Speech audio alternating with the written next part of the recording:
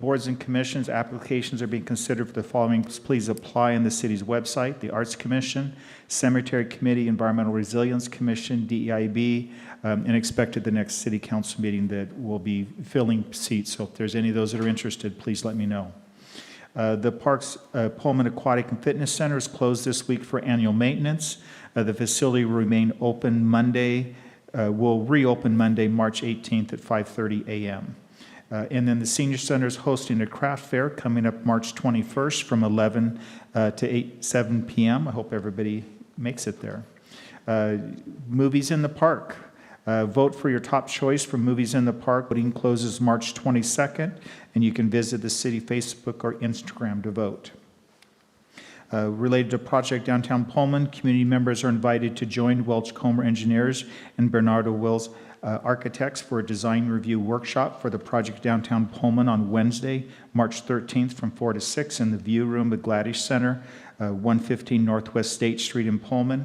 The open house style workshop is an opportunity for community members to discuss questions about the design for the transformative project with civil engineers, landscape architects involved with the project.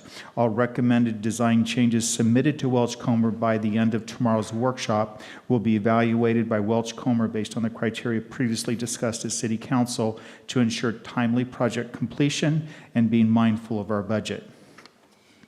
There are coming up 8 open houses are scheduled in March to gather input on Title 17 of the Zoning Code. This includes new code section for short-term rentals and accessory dwelling units.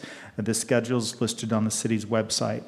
And lastly, I'd like to thank everyone who joined us last Tuesday to share their thoughts about possible city council goals. If you missed last week, there is still time to submit proposed goals. Go to the city website to email the city council your proposed goals by March 31st.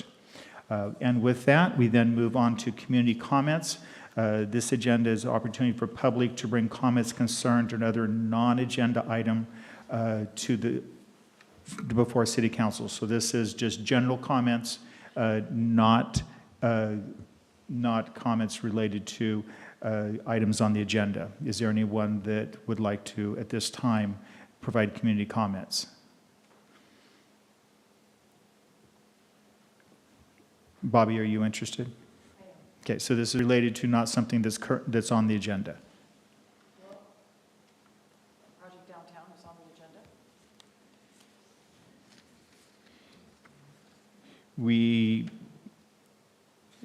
Why don't you bring yours? I mean, we have. Could I bring mine after you do the presentation for the downtown? No, because this is the only.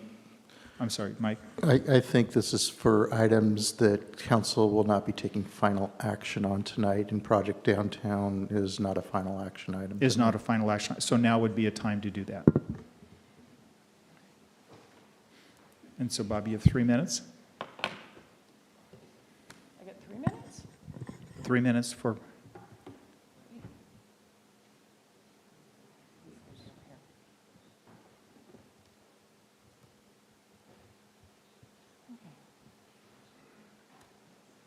Thank you. Just a minute.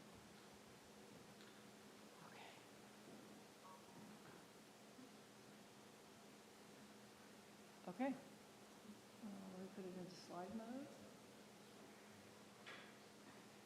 Okay. Are we ready? Okay. Okay, this is going to be a little bit awkward because this is in the wrong place, but I will. I'll be okay. Okay, thank you everybody for taking these comments tonight. What I want to talk about, my name is Bobby Ryder, I think you all know me. I want to talk about Project Downtown. This is from the website, the Project Downtown website. You can see that the bike lane is very straight and kind of doesn't, as it is, interface all that well with the Pine Street Plaza. In this image, I want to say is thank you to the council for the several things that you have done to advance some of the things that we care about in Pine Street Plaza and in biking. So what I want to talk about tonight is number one is the bike lane. and that the logical bike lane realignment, which expands outdoor seating and social space, and that does not reduce Pine Street Plaza paving, is something that I think the council needs to pay attention to and help us with. And I'm speaking on behalf of Pullman Civic Trust. In this image, you can see in the center there, that circle where the Pine Street Plaza in the pink is, and that's how it's laid out now. The Pine Street Plaza goes to the other side of that kind of curve, and so we would like to see that be different. We would like you to have you follow NACDO guidelines, as in this illustration, which is 3 feet of the utilidor, number 6, 6 to 6.5 feet of bike lane, and then the trees, and then the sidewalk to the other side.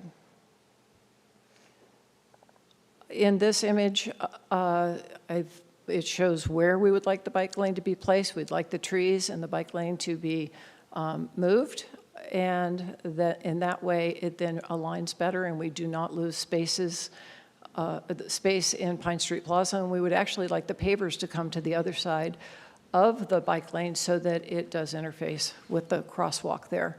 We've met with or spoken with Glenn Wegenman with DOT and his preference, and he fully supports this. He said it would be a 30-day review. 15 seconds. The one thing that think we all agree on is that we'd like to have this kind of lively space in our downtown, and half of this, we only have half of that. So this is a 20 to 25-foot street, and most of our sidewalks will only be half of that. So we'd like to bring it out to the dash line on the other side, and then that is what we would have with our sidewalks, and we would be able to do outdoor seating and have more social interaction and experience. And I think we all can agree that this would be something that would help to activate our downtown. Thank you for your time. Thank you. Are there any other community comments? If not, we go on to city council member comments, and with that, I'll start on my left. So, Eric Fajarin, do you have any comments? No comment. Councilmember Parks? No comment, thank you. Councilmember Guido? Councilmember Yeah, there wasn't Delera? Sorry. No worries. No, I don't. Councilmember Gaither? Not at this time, no. Okay.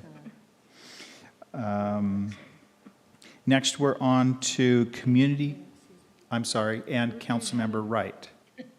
Oh, I have none. okay. Thank you. You had another speaker here.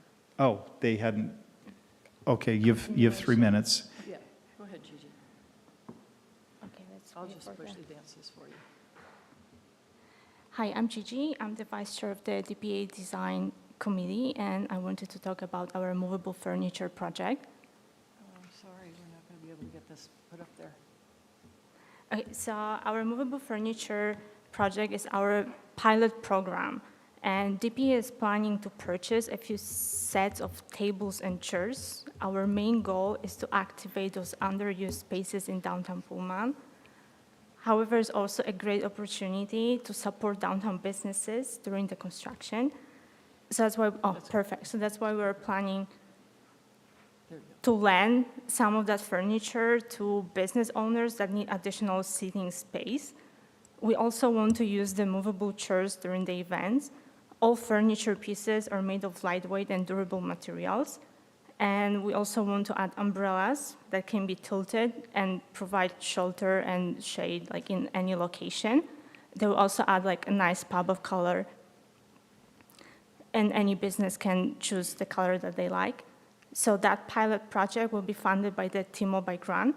However, we also recently applied to an AARP grant, and our project aligns really well with their community improvement grant to create spaces for residents of all ages. So with that additional funding, we'll be able to upgrade some of the furniture and add the celebration wall. That is a very unique art installation that will bring the community together. It's a low-cost project and can be used like during any holiday, like Halloween or Christmas. We also want to update the steel planters are currently neglected, and we want to add some nice low-maintenance plants and possibly some lights. So that's what we're working on, and thank you for all your support to make downtown Pullman a better place. Thank you very much. Appreciate that. So next we have community comments.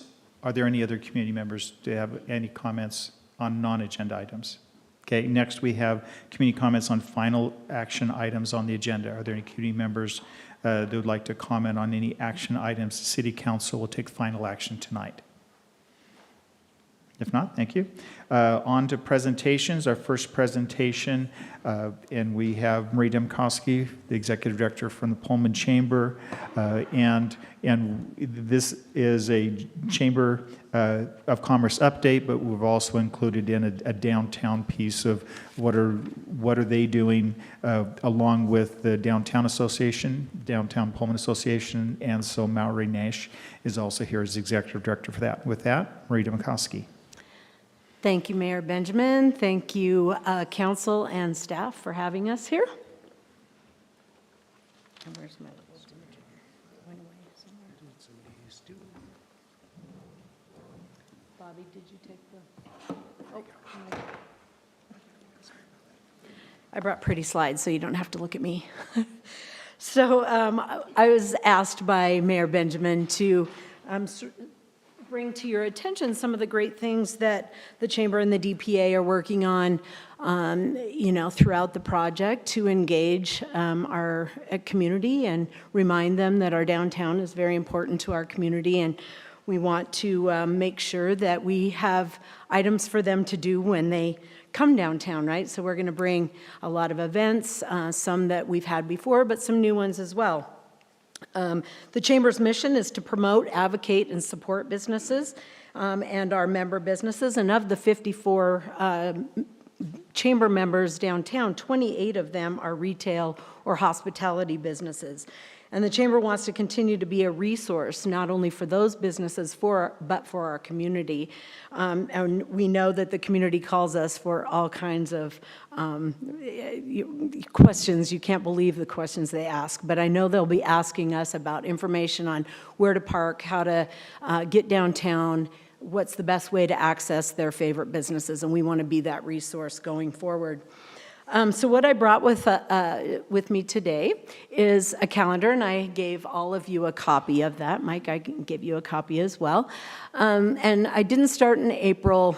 There are a couple things going on in April, but I started in May when things get pretty busy in our community. We have an exit of a lot of students, but then the community wants to come out and support businesses. And so what I wanted to let them know is there are a lot of events happening starting in May with, of course, that first weekend, WSU commencement. I know that many people have made their arrangements to come back to Pullman for graduation, and a lot of the restaurants and businesses downtown expect to be busy, so we want to make sure that we are inviting them, we are welcoming them. We will have some feather banners downtown showing them how to access the businesses from the backside of, from the Riverwalk area to the backside of the businesses. So we will be putting out some feather banners and welcoming them. During the project, we also want to do some fun things like cash mob, after-hour events, and so I don't have those on this calendar, but as we go forward and we start promoting specific businesses every week, this calendar will be on our website, and you can access that and see where we're going to be each week, and sort of an after-hours event at each of the businesses downtown. The newest event that you see on there on May 18th, we started last year, Three Forks River and Arts Festival, and we actually brought that event for a couple of reasons.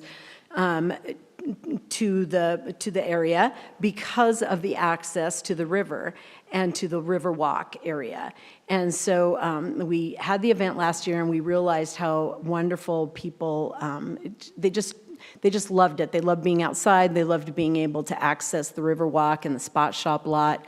And we thought about how we can educate people on how to get to the backside of Main Street from that area. And so I think this will be a really important year to continue that event and really push people into the downtown on that May 18th event. So I hope you'll join us for that. It's a really great event and a lot of collaboration. Also in May starts what some of us formerly know as Alive sessions. It's the new Coug orientation. We do still plan on engaging in that, and Mallory with the DPA will be helping with that as well. And it's at the Brailsford WSU Visitor Center, but it really gives us an opportunity to speak to new students coming into town and their families. And while it might look a little bit different that day when they're here, we can talk to them about our downtown and the project and what positives are coming out of this project, that this is a really good thing. And while it might be a little bit inconvenient right now, you can walk from the visitor center downtown right now and go see what's there. And then when you come back in the fall, it'll be there ready for you. So we're really excited. There's 11 new Coug orientations. We'll be looking for some of you to come and volunteer and shake hands with parents and visit with them and tell them what a great community we have and how safe and wonderful it is for their student to come here. Moving into June, because we're not done yet, right? So starting in June, we will actually be having the beginning of our Music on Main. It may very well be a little bit of an Easter egg hunt this year, because I'm not certain that we'll be able to be in Pine Street Plaza, which is the place that we activated a couple years ago when we started Music on Main. We may have to move a little bit, so we don't know what that's going to look like, but I think it's still very important to have that event, and we will have it so that it's visible to the community to come down and enjoy music. I'm almost all booked. I only have 2 weeks, I think, that I don't have booked, and I have sponsors. So people believe in it, and they want to be there, and they want to come and visit downtown and listen to the music. Also starting in June are I mentioned the new Coug, sorry, that started in May. Pedal Pullman, which is a Pullman Civic Trust, will be on June 27th. We will be partnering with them on that. We've always started that in Pine Street Plaza. Might have to pivot a little, but we want to have that event. And part of that is also using that trail system to activate the trail and get around, and that trail is so important, and so we will be doing that on June 27th. The other thing about all of this project and how the Chamber wants to be involved is really that communication piece, and so you will see a lot of communications through the Pullman Community Update, our social media, and then amplifying the messages from Welch Comer as well. And so we plan on, really pushing this out, all this information about events and parking and all the things going on with this project. And July, halfway point, people.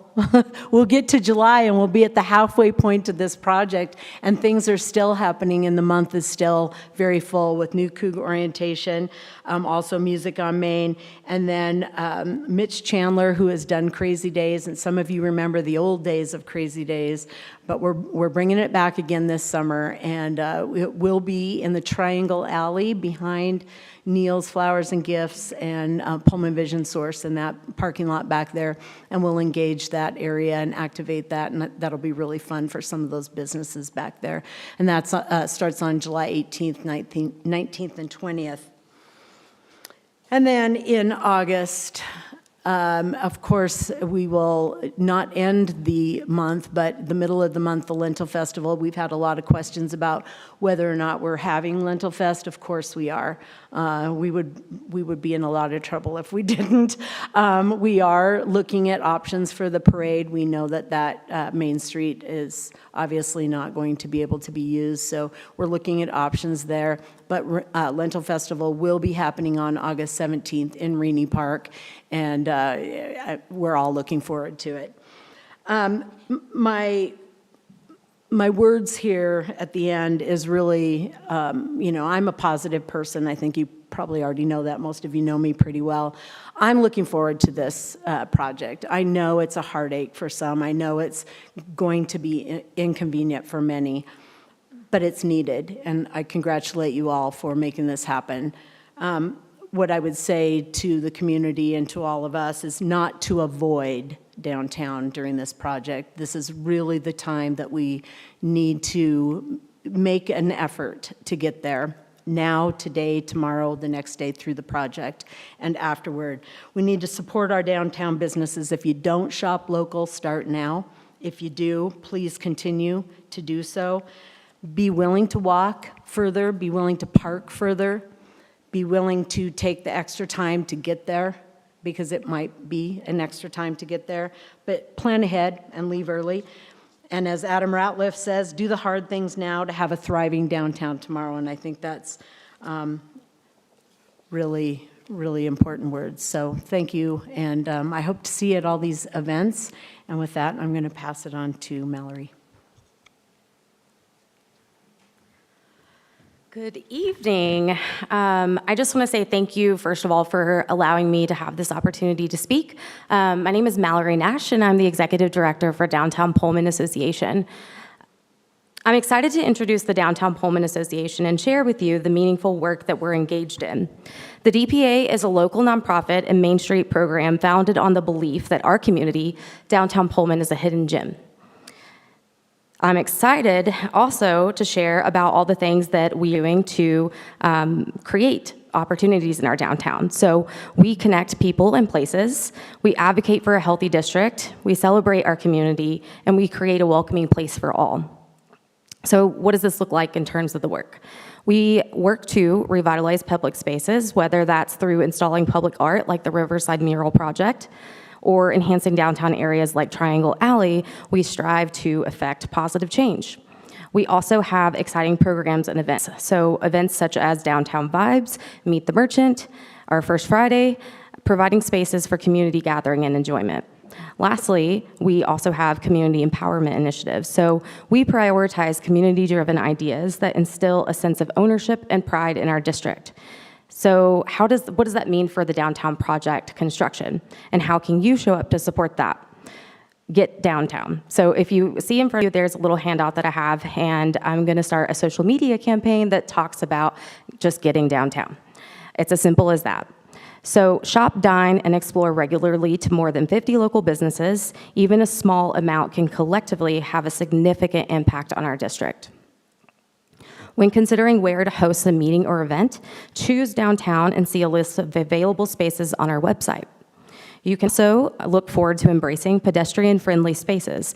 Let's take advantage of the current construction period to experience downtown without the usual car traffic. Show up and bring a friend to one of the many events in downtown. You can check our online calendar at downtownpullman.org to stay updated. Lastly, you can support the Downtown Pullman Association. So whether that's through volunteering your time, making a financial contribution, or sharing with a friend why you love Downtown Pullman, your support does make a difference. For more information, you can visit us online at downtownpullman.org. And I would like to thank you all for your attention and support. Great. How about if we see if there's any questions just related to this part before we finish the chamber? So any questions related to the activities that are going on in order to help bring people downtown? And I want to first of all start by, I hope people are getting out and taking pictures and sending them to the DPA. And I appreciate the City Council for your support in supporting that. And with that, Megan Guido. Just a comment. My husband and I were downtown on, was it Friday? Yeah. It happened to be International Women's Day, and it was great to see all the pink balloons and all of the businesses and the discounts, et cetera. So just that visual piece is so, like, what's going on? So that was great. I do want to give credit to the downtown businesses. They formed a coalition of women that got together and put that on. So that had nothing to do with us. Oh. But that's the kind of stuff that we want to see. It's not just us that has to do those types of things. It's Exactly. the whole community. Yeah. Well, great idea. Councilmember Parks. Thank you. Just want to thank both Marie and Mallory for the energy that you're putting into this, the good vibes that you're sending out, the positive messaging. We need that. And my husband and I were also downtown on Saturday and just enjoyed, strolling through and patronizing some businesses. And we do that regularly anyway, but I'm hoping that, we will be doing it more, but also I hope our community will make a big point. But I really want to thank both of you for both your energy and the programming and things that collectively Chamber and DPA are doing. Thank you. Any others? If not, Councilmember Gaither. Yeah, I just want to commend you all as well. Thank you for your hard work and dedication to supporting our community and our downtown businesses. I just want to commend you all, you both, for being an amazing local resource for our small businesses. So. Councilmember Wright, I can't see you, so I can't tell if your hand's raised. Do you have any comments? No, not at this point, but I will when we get into the actual chamber presentation. And how about if you lead us off with the chamber presentation then? Okay, I can do that. Okay. So can you see me? Yes. We can Francis, you now. mentioned you couldn't see me. Yes, we can. Okay, thank you. So as many of you will recall, we did a Yes. major reconstruct several years Yes, we ago can. to the city ordinance that actually deals with the tourism activities for the city of Pullman. And part of that was actually relooking at the contract that is presented to the public for bidding on handling all of the tourism services for the city of Pullman. And so we did an RFP, and through that process, we successfully renegotiated a contract with the Pullman Chamber of Commerce to actually handle all the tourism activities for Pullman. The contract is for a 3-year period of time, and in that first year, which we just finished, the end of 2023, and in that first year, that was kind of a design year of what is it that we want the tourism and visitor activity to look like. And so we did a lot of restructuring, job descriptions, hiring personnel for that position, and setting up metrics on which, moving forward, all of those tourism activities would be measured. One of the items that we identified is to have reports from tourism come to the council on a regular basis. And so tonight, I'm pleased to share with both Marie and our new person in charge of tourism, Alexis Foran, to make that first presentation to council. And I'm excited to have everyone see what we've been able to accomplish in this first year of getting all the ideas put together and ready to get the plan executed. So with that, I think I'm turning this over to Marie. Is that right? Yes. And with that, Marie. Well, she Thank you. took some of my thunder, but I'm going to go ahead and read this because I think there are some things here that are important. Yes. And with that, Marie. Well, she took some of my Thunder away, Marie. Wow. There's a lot going on right there. Oh, maybe. Well, thank you again for having us here. The Pullman Chamber has served for over 40 years promoting tourism for the city of Pullman, long before my time, utilizing the lodging tax revenues. And we've brought notice around the world to the beautiful rolling hills of the Palouse and the heart of the Palouse here in Pullman, home of WSU and now the very well-known National Lentil Festival. In 2020, as Pat mentioned, we all took a pause because of the pandemic and the decrease in the visitors to our area and the budget cuts that we all went through. It gave us an opportunity to reevaluate the role of tourism promotions for our city, increase community events and involvement, and how we measure and report our engagement.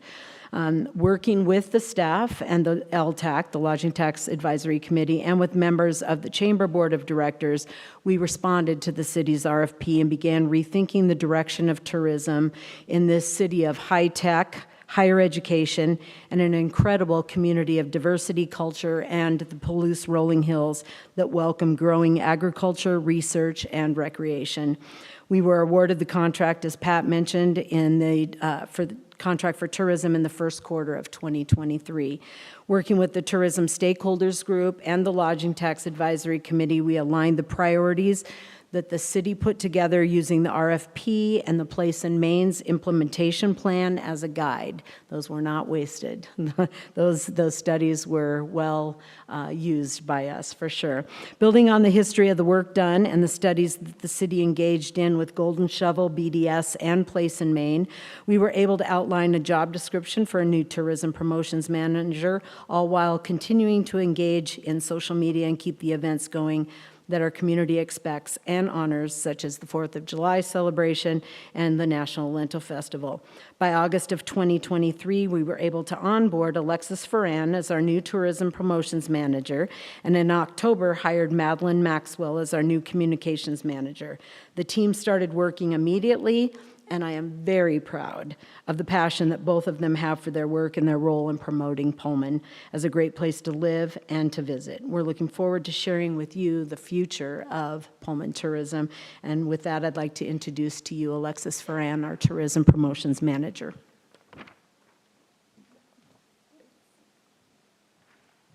Good evening. First and foremost, I would like to thank City Council for inviting me to speak tonight on behalf of Visit Pullman and the Pullman Chamber of Commerce. As mentioned, my name is Alexis Ferrand, and I am the newly appointed Tourism Promotions Manager, having assumed this role in late August.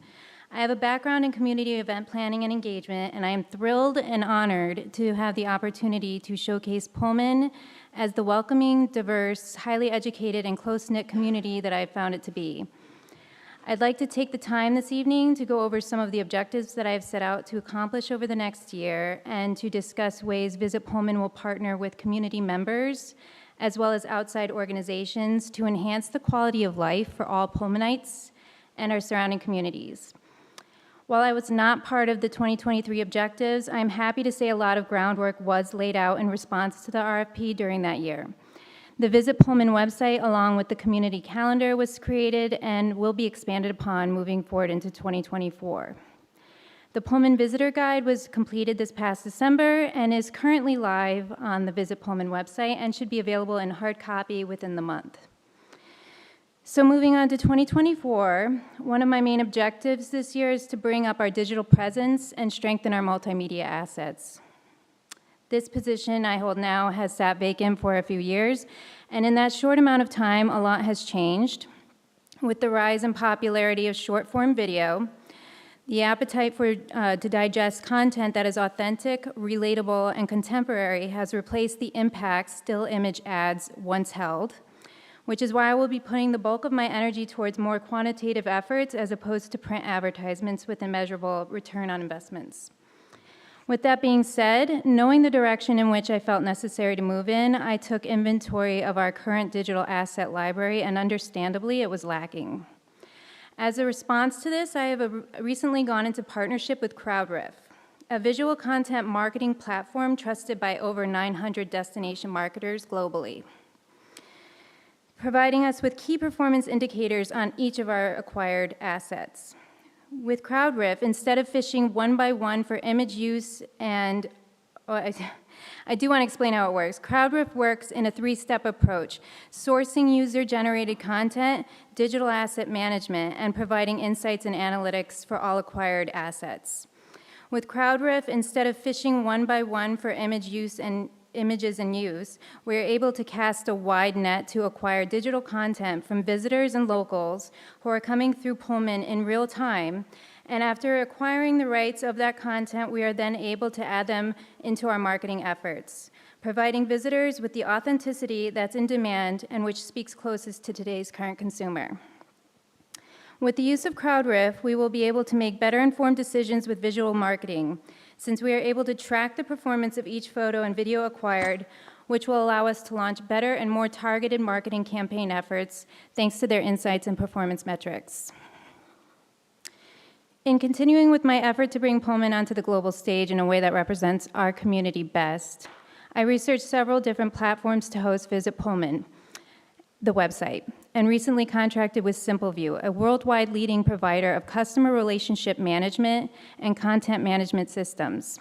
They provide website design, digital marketing services, data insights, and ongoing improvements, and support, and are the leading content management system for domestic marketers for over 20 years. There we go. 72% of people research and book their trips online, and by partnering with SimpleView, my aim is to not only target and engage with visitors and to provide them with a welcoming online presence, but to convert that into a booked trip and an enjoyable real-life experience. SimpleView is a Google Premier Partner, which is a designation only reserved for 3% of all Google ad users and is based off meeting performance requirements directly connected to conversions. Currently, we are in the research and planning phase in terms of search engine optimization, design research, and ideation exploration. Once they have had the time to track our current key performance indicators and learn about the visitors interested in Pullman, we will have a findings presentation where I will work with the team to implement solutions to maximize site navigation and engagement, as well as to develop strategic content mapping. It should be noted, though, that I recently had a discovery meeting with the team at SimpleView, and I provided them with the city's new branding guide, which they were highly complimentary of. They were complimentary of the overall design, the color choices, and the professionalism of the guide. So I would like to take a moment to acknowledge Arnett Moudreau and the City of Pullman for a job well done. The team at SimpleView deal with domestic marketing organizations the world over, from large DMOs like Visit Las Vegas and Visit Palm Springs to smaller communities, so I felt it was necessary to share that compliment. Another bonus to partnering with SimpleView is the ability to enhance partnership engagement with our local business owners, hoteliers, and restaurants. VisitPullman.com will be able to offer local businesses access to the back end of their listing, which they can then update information, photos, or ad campaigns as necessary, also allowing the potential option to co-collaborate with larger promotional campaigns like Restaurant Week, for example. This site will be a place with community engagement in mind, which will radiate outwards, inviting visitors the greatest of ease when planning and participate in activities going on within our community in the most up-to-date manner possible. And to round out my digital marketing approach for this year, I have been working with the people at Vobo, a custom mobile app builder, whom I met last fall at the Cougs First Show in Spokane. We will be developing a Visit Pullman app. This app will pull from our Visit Pullman site, where users will have all of the beneficial information provided, as well as offering the ability to create special event information and pertinent travel information and alerts. The goal is to really connect and engage with the visitors to Pullman, creating an innovative way to welcome them and to leave a lasting positive experience that will in turn lead to return visits. Now that I laid out the idea of what to expect from a digital standpoint, I will not be abandoning print altogether. I will be taking a strategic approach to print ads and exactly when and where they are placed. With the energy spent towards event-specific advertisements and approaching markets regionally, since travelers at this time are leaning towards drive-to or weekend destinations, which is fitting with the ease of which you can allow for both with our newly expanded upon airport. Much of my efforts will be placed in Spokane, the greater Seattle area, and a new focus on Boise, a relatively untapped market, as there has been a large surge in out-of-staters moving who are looking to explore their new area. Recently, the Moscow Chamber of Commerce took the lead in collaborating with both Pullman Chamber of Commerce and the City of Pullman, who contracted with Livability magazine to create Life on the Palouse, a mostly digital offering that highlights and deep dives into the benefits of living in our area. Everything from higher education, access to healthcare, and a multitude of recreational offerings will be covered in this magazine. As part of this collaboration, I was interviewed to give a weekend itinerary of all of the fun and enticing things to do AM to PM in and around our community and for all activity sets. I also worked on a 2-page advertorial written by our communications coordinator, Madeline Maxwell, that colorfully explains how elevated the quality of life here is in Pullman, offering small-town community charm with metropolitan amenities, top-tier education, and global commerce. And as I mentioned earlier, I am currently working with a printer on a first run of our 2024 visitor guide, which was completed in December and should be finished by the end of the month. I'm also currently updating our brochure library and rack cards to reflect our new branding and style guide, as well as updating the associated maps as necessary. Between now and October, I will be working diligently to create an original content for our asset library, which will then be integrated into our website, all social media, as well as our rack cards, which will help bring them to life with an added visual component via QR codes.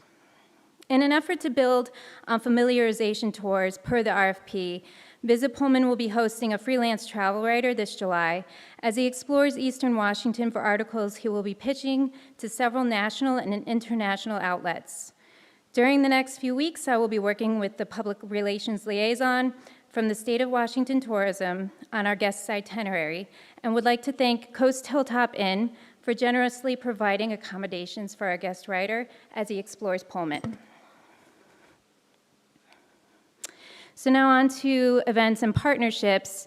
Mentioned in the RFP as well was the call to create and expand upon community events that will help bring people into Pullman, as well as to partner and support external and internal event organizers, allowing for Visit Pullman presence. The Pullman Chamber of Commerce, along with Pullman 2040 and Pullman Arts Foundation, held the inaugural Three Forks River and Arts Festival, which was held on May 20th of last year as an answer to this call for new events. This event, which is a diverse celebration of arts, culture, and highlights the three rivers that converge downtown, will continue again once more May 18th. As recipients of lodging tax grants, Visit Pullman will be working with both the Palouse Summer Series during their June and July tournaments, as well as the American Junior Golf Association's Open at Palouse Ridge Golf Course happening July 1st through July 3rd, which we will also have a presence at. During this time, I will be working with event organizers on ways to not only welcome the athletes and their families to our community, but encourage and incentivize their patronage to our downtown businesses as well. Visit Pullman will also continue its support of WSU and will have a presence at all New Coug orientations, as well as expanding upon our relationship with New Opportunity by being the premier sponsor of the WSU alumni reunions, happening June 6th through June 8th. And continuing with our beloved staple event, the National Lentil Festival will once again descend upon Rainey Park August 17th.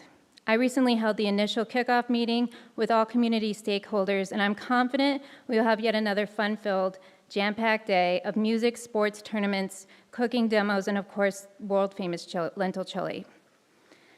And with that, I would like to segue a little bit into some of the packets that I did hand over to you. I wanted to take a moment to discuss some fascinating information that was provided to me by Kurt Damon with Parks and Rec. Thanks to geofencing technology provided by Placer AI, we were able to geofence Rainey Park for not only last year's Lentil Fest, but the year prior as well. The information which was gathered from pinging cell phones provided us with invaluable metrics. We were able to know within a scary degree of accuracy how many people were in the park, for how long they stayed at the event, where they traveled in from, and where they frequented immediately after, and even went as far as to provide socioeconomic makeup of our event goers. This type of technology is every event planner's dream in regards to tracking the success of ticketless events, and will allow for more accurate and efficient planning in the future, as well as to provide greater insight into the economic impact of each event. I understand that acquiring Placer AI is a conversation for another time. However, I felt the need to share with you this incredible information and for you to consider the opportunities this kind of insight might provide for us in the future. And lastly, I would like to talk about the Palouse Scenic Byway. From a tourism standpoint, one of the major draws to our area, apart from our home university, is our beautiful surroundings. Bicyclists and photographers the world over use Pullman as the hub of the Palouse Scenic Byway. Being the largest and most accommodating location, showcasing the ease and access of the rolling hills of the Palouse and surrounding buttes is a task that I'm thrilled to continue. I recently met with Dan Walker of Dan Walker Productions, who the Chamber contracted with for the Palouse Scenic Byway promotional video in both 2013 and 2019 in order to refresh the video, as a lot has changed in 5 years. We've reached out to the majority of the 13 involved communities to reintroduce interest in the byway, as well as to make contact with the newer community representatives. I will be hosting a meeting with everyone, and we will be working closely with Dan on organizing the video shoot, which is scheduled right now for May and June, and we should have it delivered by August. In closing, I would like to thank City Council and staff once more for taking the time this evening to hear of the plans in store for tourism promotion in Pullman 2024, and for the opportunity to really showcase Pullman in the sophisticated and thoughtfully curated way that it deserves. I'm always happy to hear any feedback, and I look forward to the next several months of moving Visit Pullman forward. Thank you. Thank you. With that, is there any questions or comments from the council? Councilmember Guido? Well, I just want to congratulate you for all the work that you're doing. It's an amazing presentation, and bravo, because this is what I've been wanting to see, is you really elevating the marketing and tourism piece and getting the infrastructure in place. So with the customer relationship management system, I am all in favor of Placer AI, because, as you know, that's incredible information that's coming our way, and we can get it. So we should be utilizing it to make good strategic decisions. So just want to applaud you. There's a tremendous amount of work in a short amount of time, and you're being strategic about it. And yeah, I think nothing but good things are going to come from it. Thank you so much. Pat? Councilmember Wright? Thank you, Francis, and thank you, Alexis, for a great presentation. And I would just like to share with everyone how wonderful it's been, Alexis, this last year. She brings a new dynamic and a new energy to the tourism position, and is really bringing us into the next level of excellence in regard to putting Pullman on the map.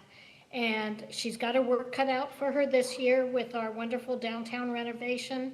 And I'm just so excited every meeting that I have with her of hearing what some of the new ideas are that she's bringing forward, along with all the work that Madeline is doing as well. So thanks to both of you and to Marie for bringing this wonderful team together. I applaud you all. Thank you. Thank you very much. Before we go to the next presentation, I was informed that I had skipped an agenda item. Are there any City Council future regular agenda requests? And Councilmember Fajarin? Thank you, Mayor. Yeah, I'm going to request a future agenda item regarding design change orders for Project Downtown Pullman. I understand that Welchcomer does need time for evaluation for the change orders that will be considered tomorrow. However, the council has not yet discussed criteria for considering design change orders. Introducing this agenda item will provide us an opportunity to engage in the important discussion. Would any other city council members support adding this to our agenda on the 19th?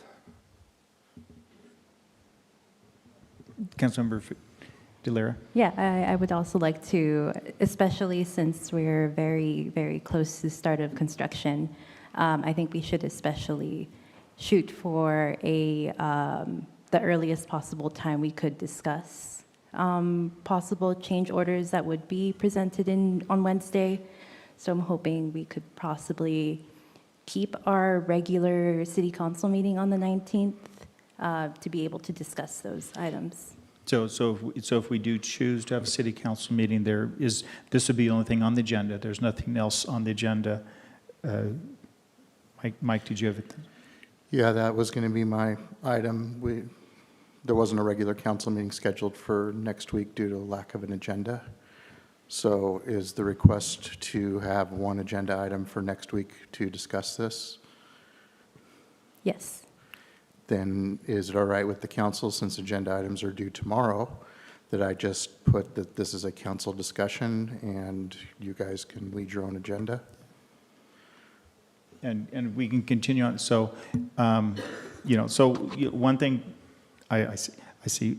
So as it related to this, we did, when Welch Comer presented to us, they did give us what the criteria that they were going to be working through, which had to do with timelines and also with expenses. And that was something that, as a city council, we were here when that was discussed. Are you expecting a change from that? Because that's the work that Welch Comer is working from right now. And I'd like to just kind of open up for discussion. And Councilmember Guido, or actually, I'm going to start with Councilmember Fajarin with this. Thank you. Yeah, I will just support wanting the sole agenda item for the 19th. I do think that time is of an issue, and even if we don't have the change orders ready, which I don't expect to on Tuesday, I think there is a lot of clarification on the process, on what exactly the council might have an appetite for in terms of how large of a change order. I do think it's important that we have this discussion as a council. We are limited to having these discussions among three of us, and so I feel like it would be helpful if the whole council was brought into the discussion. Councilmember Wright? Thank you, Mayor. I question whether this is the best use of our council time and the time of the staff to put this together in the short period of time that we're looking at. I would not necessarily be in favor of a meeting next week to look at possible change orders that we don't even have at this moment. And understand the change orders, the people can submit change orders through tomorrow, and then at that point in time, Welch Comer will start the work going through all of them. And I did ask today, how long is it going to take? And they said it's going to be dependent upon how many they get. And it's not expected that they would have anything that they could present next week. So next week's would just be us talking. We wouldn't see anything before us related to any potential change orders. Councilmember Guido? Again, is that a good use of our time? That's all I'm asking. Thank you. Councilmember Guido?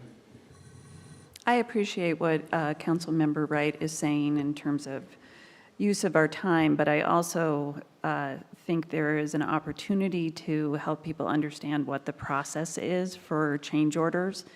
I mean, we are saying we're giving folks an opportunity to weigh in on possible changes and change orders, and in the interest of transparency, I think maybe it doesn't mean we have another meeting, but I think we have to, again, going back to communications, make it crystal clear what the criteria is, what Welch Comer is basing any recommended change orders on, so that the public is aware of that, because I think there is a general need for folks to understand what the process is, and that's our job, is to be transparent. So, whether they're going to come forward with change orders to us, what's the mechanism for doing that? And when do they decide that, yes, that's something that we'll need the council to vote on? So I know that we have a fairly new council, and maybe it's just because we have not been through this process before, but that is what I'm hearing the public saying, that they would like to try and understand what that process is better, correct? No, this would be a design change because the project has not started. This is a change in design. is what people are proposing right now, as opposed to a change order which comes once the project is in place. It's a semantics word. I just want to make sure as this is being talked about. Mayor. And Mayor. Councilmember Gaither, did you not? Okay, Councilmember Parks? Okay, thank you. Just for a point of clarification, and you did say it a little bit, but did you say earlier that after tomorrow, that residents would not be able to put in design change requests? Is that correct? Is that? That is correct. There needs to be a deadline for for design changes. And so the proposed meeting next week would be to just talk about how that process goes from there? Because we wouldn't be taking any more, or they wouldn't be taking any more design changes. Correct. Is They that would correct? not be taking, they Okay. would not be taking any more. Okay. And, and when Welchcomer's here, what we agreed to, they said, and we agreed as a council, was that they would look at change orders that did not affect timely project completion and also being mindful of our budget. And so they were very specific that if something would prevent us from timely completion of the project, it would not be something that would come back to council. They would say that is not within the scope of what the council said, and also being mindful of our budget. So if it was something that would be a significant change to the budget, then they also wouldn't bring it back. Now, so that's what, as a council, when they presented, you'd agreed to. Within this discussion, are you thinking to change that specific statement? That criteria? I'm just trying to. No, if that's in the contract, but I think that they should do their due diligence in exploring the effect of the timetable and the cost that it would come with. And anticipate, and Mike, if you can help me, that they're planning on, this is the list of, being transparent in everything that was proposed. These are the things that did not meet that criteria to be considered because of these reasons, and these are the things that did meet the criteria, and so they would be in the midst of that. Am I accurate with that? I do believe that I understood that conversation the same way from the one we had today, and I also believed that if there was something in the middle there, that it's like, they would come back and ask for additional guidance, if that's what you also gathered from Yes. today's. Okay. Councilmember Delera? Sorry. So I understand that that's written in the contract. How does City Council, in terms of changing the direction, interface with Welchcomer? Do we have the power to be able to do something like that if we have a design change we do want to pursue, to instruct Welchcomer to start looking into that seriously in terms of implementation? So Welchcomer will consider everything that is presented, everything that they have received so far, everything that they receive by the end of the workshop tomorrow. Every one of those will receive careful consideration. And this is the criteria that, and just to be a clarification, this was when we asked what was the criteria they're going to use. They said this is the criteria, and that's what the council agreed to. So if this is a change, then that's actually, it would be a change to, if we're going to change from that, then that's something that would be very different from what their consideration is right now. Councilmember Guido? Well, I'm not in favor of changing the criteria because the criteria is set and it makes sense to me. I believe that we should be transparent with the changes that were requested by the public tomorrow, and that goes to communication, laying those out along with a reasoning why, and I don't know how many you're going to get, but as long as there is some reasoning presented about why it was not considered, and why it's not being brought forward to the council. That's the transparency that I would like to see. So is, Councilmember Parks? pardon me, I'm sorry. So is there time for them to do that by the meeting on the 19th? No, there is not. They've specifically said there is not time. Okay, so where does that leave? So would be no, we would not see any, the only thing that we could possibly do is say we want to change what this criteria is. Councilmember Wright? Thank you. And that was my point. I'm not against being able to get more information and hear as much as we can from our citizens.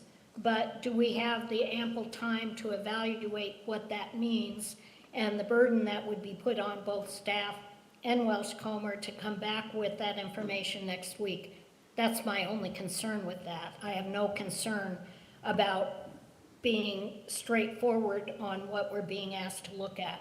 Just want to be clear on that. Thank you. Councilmember Gaither, and then. Yeah, I would definitely like to know how Welsh Comer plans to gather and incorporate the feedback from the public, local, and businesses and other stakeholders. If not February 19th, then when?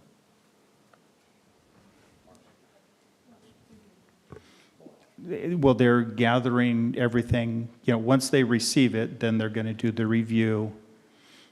When will they likely provide the public with that information? And when I asked them the question, they said it depends on how many comments they receive. It's in order to do their evaluation. Councilmember DeLera? Yeah, and then we have been receiving suggested design changes from the community for a very long time, particularly those that have been evaluated by the Pullman Civic Trust. And I think that's something that we should take into consideration. And I think that could be something that we can discuss on the 19th. Those all need to go through Welsh Comer as a part of their contract with us. And their open house. So what we told the community is all community will be evaluated this way. And if you want to propose pulling something out, you can propose it, but I'm very concerned for us to pick and choose. We're going to pull this one out and evaluate it separately from how everyone else is evaluated. I don't think that is fair to our community. Andy? So with this, what I hear is a proposal for there to be a council meeting next week. The way the rules are, if two council members do desire it, then there will be a council meeting next Wednesday. With that council meeting, we won't be evaluating, next Tuesday, thank you. Tuesday the 19th, and the whole and what I hear is the whole purpose of that council meeting is to look at is it the process or is it our evaluation? Yeah, thank you. My original request was about the process, and we have used this request to talk a lot about the process. So I think it just further iterates that we need to have this as an agenda item either next week or within our next city council meeting. I am cognizant and I want to be respectful of staff's time, especially if we're not going to receive any direct review items from Welsh Comer. When is our next agenda, our next city council, in 2 weeks? So the 26th, there is a agenda that's already been established. Most of those items were simply timing. We wouldn't have been ready for them on the 19th. So that's why next week wasn't scheduled. But, as far as that goes, I serve at the pleasure of the mayor and the council and the community. And if the council wants to have a meeting next week, I can put an agenda item up for your discussion. Staff doesn't need to be here except for me, because they won't have anything to be able to offer, and you can continue this discussion. However, if you prefer to have it on the 26th, I don't want to say it's a heavy agenda. There is a presentation from the Port of Whitman, and we will be having a transportation benefit district discussion in Metro Parks, and a couple regular agenda items. So if you think time is of the essence, then we can have that meeting next week. If you think it can wait for the 26th, we can do it as well then, and maybe Welchcomber might have some more information.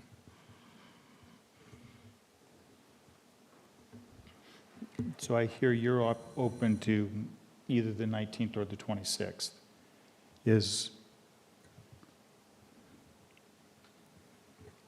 I'm looking, I'm in favor of the 26th, simply because we may have some more information than we would have a week from today. But Councilmember Guido? I agree with Councilmember Parks. It doesn't make a lot of sense to me. I don't think it would be real constructive, based on what I'm hearing tonight, to hold a meeting on this subject on the 19th. So I would prefer it be on the 26th. Councilmember Guido? I also agree with Councilmember Parks. I think we want to hope for, well, hopefully we'll receive some information from Welchcomber by then. Councilmember Delira? So my biggest concern is I feel like we're in a time crunch. I want to be able to have as many ideas, be able to have a chance to be seriously looked at with respect to the time that construction starts. In terms of the 26th, do we feel confident that, especially ideas that have been brought to us many, many times, have a chance to be implemented if it was presented on the 26th? When as a council, we asked Welchcomber the process that they proposed with the 2 meetings and their review process, we asked them that question, is this adequate time? And at that time, Matt said yes. So I just have to go off of what he said. He's gone through this process more times than I've gone through it. So, and he said yes, that he felt that there was the adequate time based on the criteria that we had.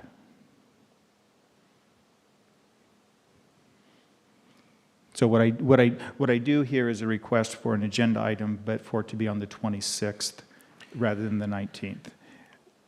I understand what you're saying too, but I think at this time, we still have a council member and a second to have the meeting on the 19th, and I believe that has not changed. Okay. Even though the other council members disagreed, there was still a motion and a second, and according to our resolution, we... Councilmember Vajeron. Yeah, so in terms of getting this moving forward, then I'll withdraw I don't know, I made a motion, but I'll withdraw my motion to have it on the 19th. And then propose we have an agenda item discussing the process of considering design change orders on the 26th. You know, those, if they're available, yes. So we'll have it on the agenda. I'm sorry, I had my head down. Was there a second on that? And we need a second on that. Is there a second council Second. member that would like? If there's 2, then that. So on the 26th, we will have an agenda item related to either an update or a starting of a review if they have anything to bring to us at that time. Thank you. No, it just takes 2 council members to request an agenda item. So that doesn't need a vote. Are there any other future agenda requests? And I apologize for getting out of order with this, with any others. If not, we're back to presentations, and this next one is on code enforcement, dogs of leash and leash laws. And with that, we have Code Enforcement Supervisor Elizabeth OJ, and thank you for being here and providing us this presentation and update. Well, hello. So I was asked to give a presentation on leash laws, and so I ran with it. As far as I know, you guys are looking to understand the enforcement philosophy for maybe dog and people interactions out in the public. My department is governed essentially by city code and how what kinds of interactions we're enforcing and how. So there are typically 2 kinds of dog and people interactions that might be covered under that. One would be a leash law violation.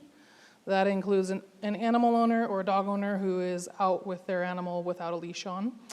And the other would be like an animal running at large, something got loose from their property, no one knows, it's running around unattended. So when we get a call for a leash law complaint or animal running at large, we will obviously go respond to the call, see if we can find any stray animals, contact people in the area that have dogs that look or match the description given to us. If we observe a leash law violation or a dog running at large, contain the animal or talk with the dog owner, identify them. The city code requires or allows us to give a warning for first offensive civil infractions. And that's typically what we do. We like to take an enforcement or an educational stance on the leash law and animal running at large, depending on what other factors might be included at the time. So our stance is to educate first. At the time, we'll identify if there's any other possible animal control violations, such as, is the dog currently licensed with the city? Do you have a current rabies vaccine for the dog? If not, then we would give some kind of a compliance deadline for that, work with the owner on getting that done, and try to bring the animal into compliance with other codes. If that is not met, we generally would issue an infraction for something that wasn't followed up on by the dog owner. The city code says that we shall issue an infraction on a second subsequent violation, and so that would be what we would do. Currently, enforcement is performed by either officer-initiated activity, that's proactive patrol, complaints from the public, and so anything that the public would call in is given first priority over anything else in our workload. So when people can call WITCOM, email us in a complaint, any of the many ways we receive information, we put that to the top of our workload. Other ways we can affect, enforcement is to verify signage is in place so that people are aware of the restrictions, social media campaigns. But a lot of our enforcement on that is citizen-driven.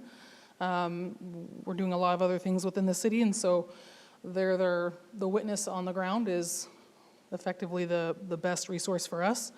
And so we would respond to their complaints. There's seasonal upticks in leash law violations and dogs running at large in, spring, summertime. And we will get wind of those things and increase patrol at that point. So we just encourage reporting of leash law violations or dog running at large. We can't really be everywhere at once, so it's very important to get those calls. Statistically, we're very good at making contact, finding violators, and following up as needed that way.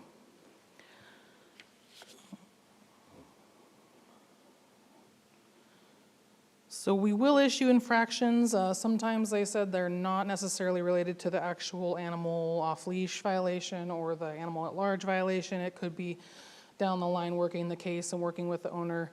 The infraction or the warnings would be relating to some other animal control violation. We like to have a friendly first contact, educational, and then follow up with enforcement. I think that's pretty much it. If you're looking for our philosophy on that. With that, any questions, comments? I know that Councilmember Weller wished he could be here. This is something that has been very important to him, and he did pass on when he couldn't be here, but that he appreciated that you would be here making this presentation. It's important, and we definitely, as a council, have heard from community members of concerns related to dogs that are off leash for those people that have fear of dogs and or have had bad experiences with dogs. So I appreciate the work that you're doing. Thank you. You bet. We have done some other cool projects with game cams for repeat dog violations. We tried to exhaust our investigative technology to get resolution and get behaviors to change. I do believe we've included the Rainy Park and City Playfields in our downtown parking officer route. And so to Add to the amount of time that we're down there, they've gone down and are enforcing the parking lots that are around those areas, and so they're also able to generate cases and contact people. Most of our officers, at least one for sure, says every time they basically come back to the station after doing other work, they'll make a pass through some kind of a park if it's on the way back to the station. So. Any? Councilmember Parks? Thank you, Liz. I just have a question more for the people listening and watching. How many officers are assigned to code enforcement, and what do patrols look like typically? So we have 4 code enforcement officers now, and we're on duty from 8 a.m. to 6 p.m. Monday through, 7 days a week. And so typically our workload is a variety of tasks. As I've said, no matter what the calls are, whether they be animal control or code enforcement, they are moved to the top of priority for response time. We have other workload that is being progressively worked, so we're out doing follow-up, we're out doing other proactive patrol, parking, stuff like that. So it just varies from day to day, depending on how many calls we're getting for service, how much follow-up we're doing, how much downtime there is. The downtime is when we would emphasize proactive patrolling for parking tickets, animal control violations, sidewalk obstructions and things like that. So it's really just a mixed bag every day, what we're doing. Sure. So. Okay, thank you. Yeah. Any others? If not, thank you very much. You bet. And then for our third presenter tonight, we have Dan Owens with the Neal Public Library, the 2023 Annual Report.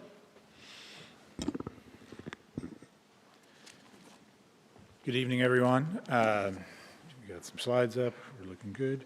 I'm Dan Owens. I'm the Library Services Director here at the City of Pullman, which is Neal Public Library downtown. I'm here to quickly go through our 2023 Annual Report and then answer any questions you may have. When I did this last year, I talked a lot about how 2022 was the year we kind of recovered from the pandemic. And by the end of 2022, we really saw most of our service metrics returning to their pre-pandemic levels when we got into November, December. And then also in 2022, I became Library Services Director as well. So that was a transition period for the library there. When we got to the end of 22, beginning of 23, we still had a number of important staffing vacancies. And our question really was, how would we go throughout 2023? And would we kind of plateau with our service metrics? Would it decline a little? We didn't know. How busy could we get? And it turned out that we just got even busier. And 2023 turned into a year where we really grew quite a bit. And I'll go through some of that quickly. First off, the numbers. This is not what I put at first in our annual report, but you guys handle the budget. So we'll go through it first. You can see what we spend money on. We had a budget in 2023 of just under $2 million. That's 6.9% of the general fund. We are 100% general fund funded. We actually spent close to 1.8, 91%.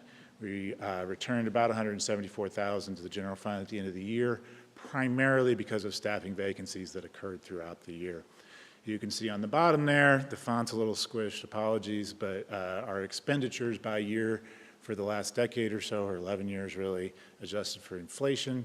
In 2023, we got just close back to where we were in 2019, which was the last year pre-pandemic. So that number is good. You can also see we spent 67% of our budget on staff, wages, and benefits. Not uncommon, very standard for a library. 13% is on interfund charges, which goes for facilities, IT, and our new library vehicle, which I'll discuss. An interesting number in there that Mike will appreciate seeing is the 4% for insurance, which is going up even more next year. That's not something the city, or certainly library, has much control over. So that is a number that is growing quite quickly when you look at percentage of our budget. This is our kind of stats. Not everything is captured in statistics and numbers, but I spent a lot of time looking at them, and I think it shows how much the library is used. By the time we got to the end of 2023, by almost all of these metrics, 2023 was the busiest year the library has ever had. 414,000 material usages, checkouts. We talked a lot about downtown Pullman. We bring thousands of people into downtown Pullman every month. If you look at I'll mention youth services during story times, it's pretty much the only time that parking lot fills up, and then people have to park all the way across over by Porchlight. It's so far. But we hear a lot about it. Over 22,000 program attendees. If you go to Porchlight after our story times, you will encounter many children who are eating pizza with their parents. So we bring a lot of people downtown. And our numbers, I'll mention a couple other projects. The Wi-Fi numbers are really huge for us. Our city IT staff, led by Morgan Sherwood, did an awesome job of upgrading our network connection. So we're close to 5,000 Wi-Fi sessions, 57 average Wi-Fi clients per day, unique clients per day. That includes Sunday. The city funded a new outdoor Wi-Fi access point that covers pretty much all the way to the depot, but particularly covers our River Nook deck that people sit outside and use their Wi-Fi on during the summer, which is awesome. And that is available 24/7. You can use that all day long, every day, whether we're open or not. And then we have our meeting room uses came back. Those were not available during COVID. Over 10 per month. Private organizations outside of the city of Pullman use our single meeting room, which is actually quite a bit.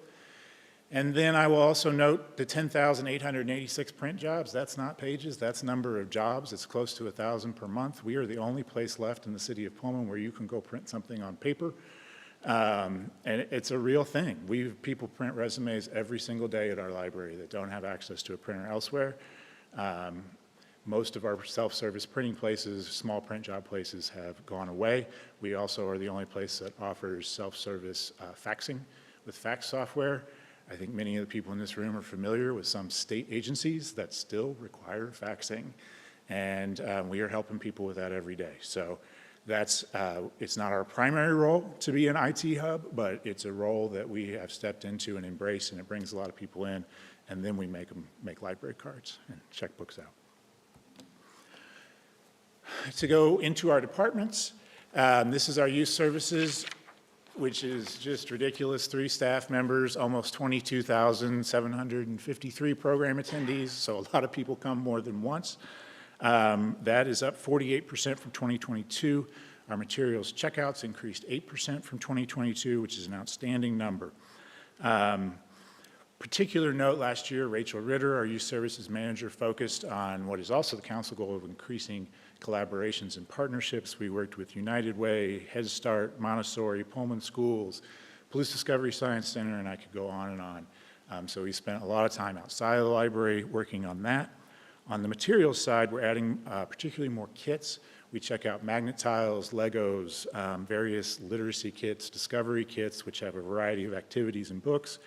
And we're expanding our multilingual picture book audio collection that reads picture books in multiple foreign languages with the support of Kiwanis of Pullman.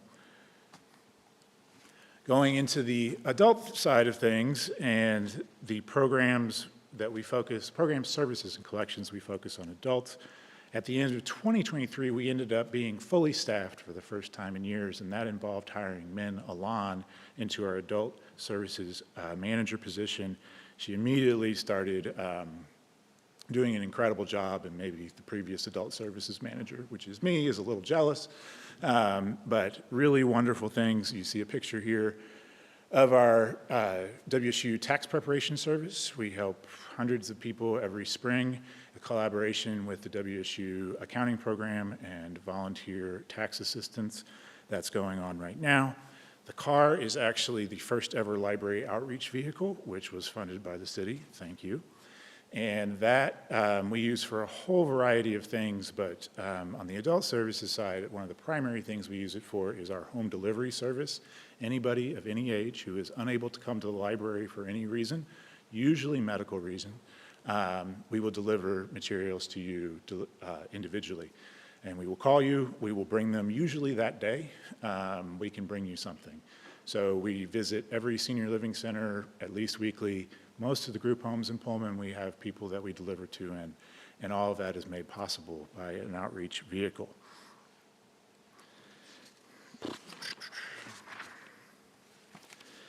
Two of our other departments, circulation and reference and technical services. Technical services added over 6,000 new items to our library collections in 2023, which is a lot.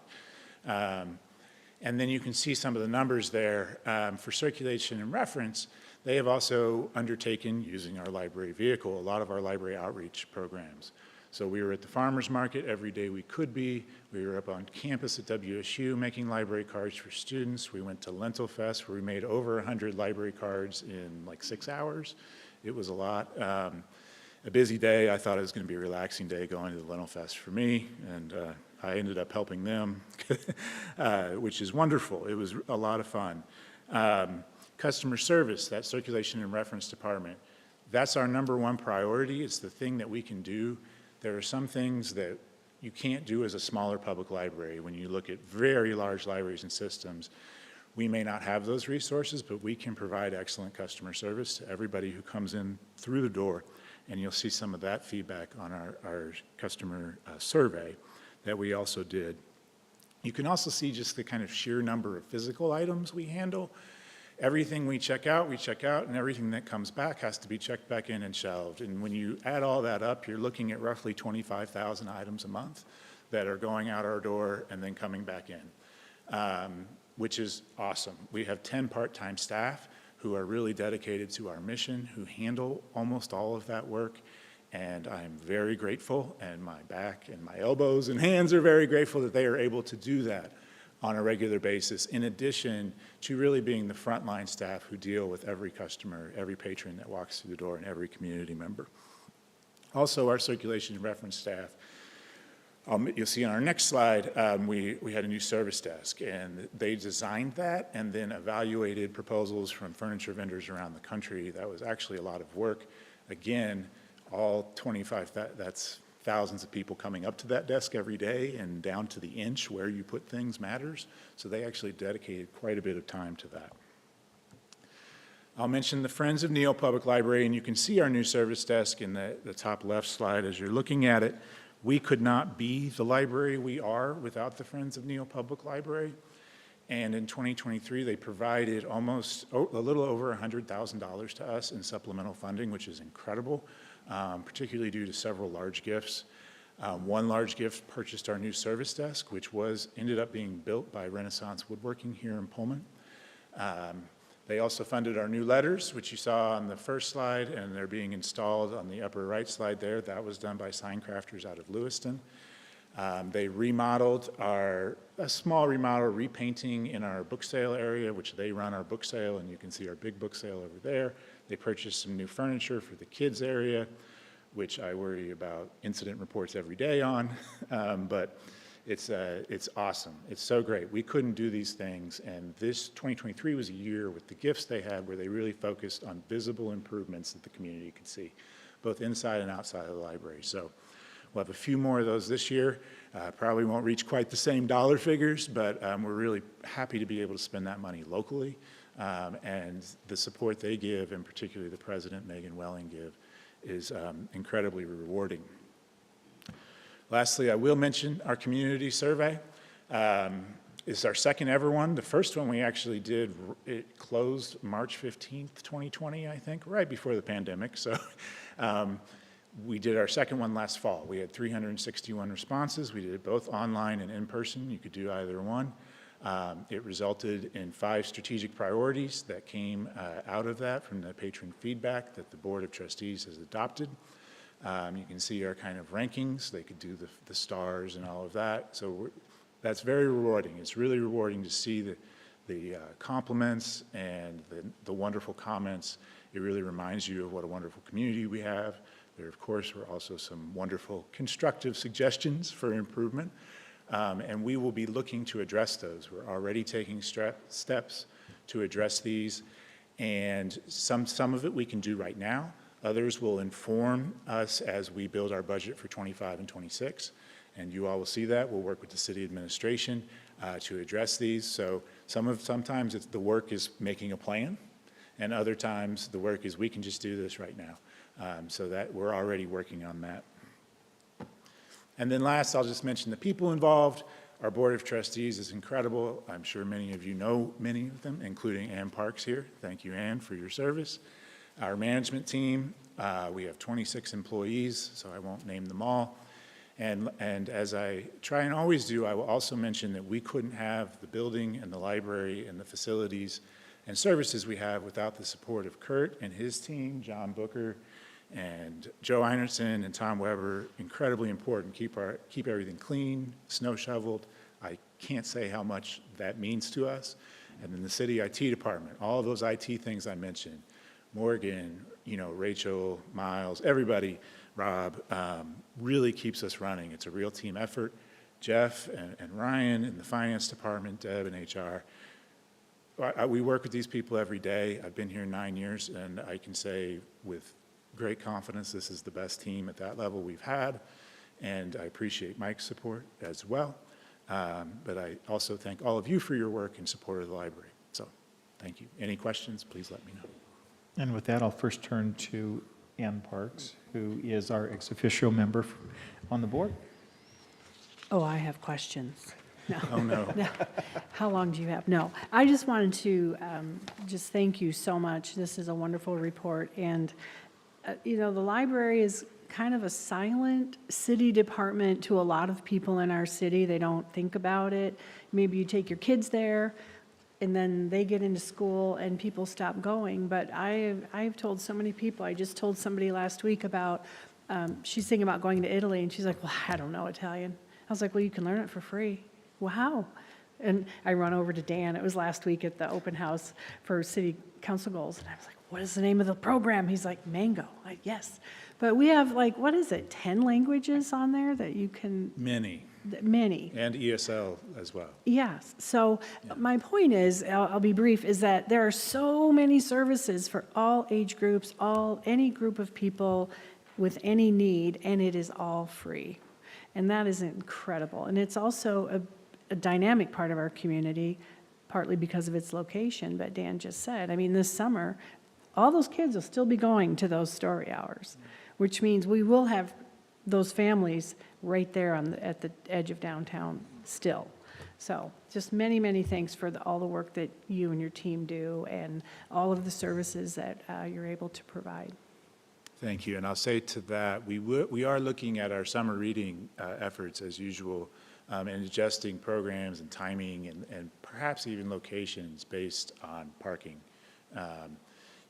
When you look at our story times, we're currently doing 5 a week, and we could do more. But they tend to be earlier in the morning on Wednesdays and Thursdays, and there's not a huge amount of traffic downtown between 10 and noon. But for some of our other summer reading programs, we did them later, and we'll look at that.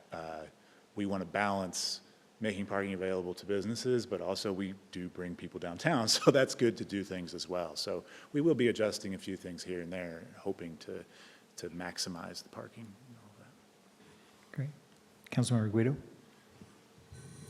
Just a comment, Dan, about the atmosphere. I noticed someone said something, or there was quite a bit of, the 5 stars on the atmosphere is what I'm trying to say, which I think is part and parcel of just how well it's managed, and the team seems just very solid, and it's a pleasant place to go to, and it just, I'm very proud of it as a asset of our community, and a lot of thanks goes to you and your team. I did not know about the outreach car and that delivery of people, to people rather, who are not able to come is a real example of inclusive and intergenerational attention to folks that, are not able to hop in the car and come to the library. So applaud you for that as well. Yeah, thank you. And that used to be part of my role, and I miss it a lot. It's both library materials, but it's also a social connection for a lot of people, and it's a real reward for us as staff. So I kind of wish I could take the car sometimes, but I'll let other people do it. Great. Councilmember Wright? Thank you. And thank you, Dan, for showcasing this absolutely amazing course. And on a side note, for promoting tourism to Pullman. We appreciate that, bringing all of those people in. I also want to thank you for continuing the legacy of the Neal Public Library and enhancing the services that are provided.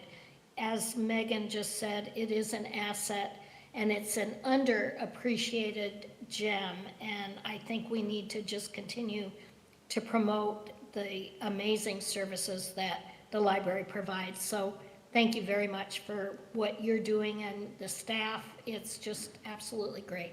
Thank you. Thank you. Councilmember Gaither?